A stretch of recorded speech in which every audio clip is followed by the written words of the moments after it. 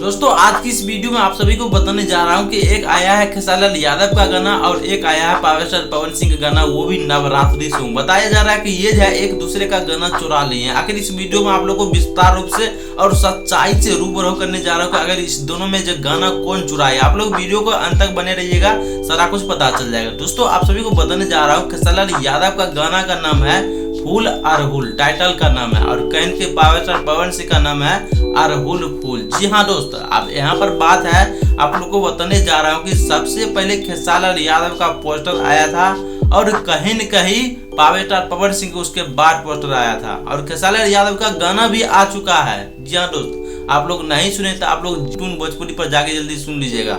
और power star Pawan Singh का जो पोस्टर आया है सिर्फ इसमें कमिंग सून करके दिया गया है, लेकिन आने वाला ये गाना है कुछ दिन में। जी हाँ दोस्तों, ये गाना का भी कोई रिलीज डेट फाइनल नहीं किया गया।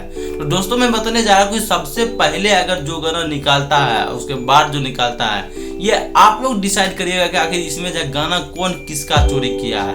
खेसारी लाल पवन सिंह का किया है चोरी की, या खेसारी लाल यादव का पवन सिंह किया है चोरी। आप सभी कमेंट बॉक्स में बताइएगा। जी हाँ दोस्तों, आज की वीडियो में यहीं तक। धन्यवाद, जय जवान।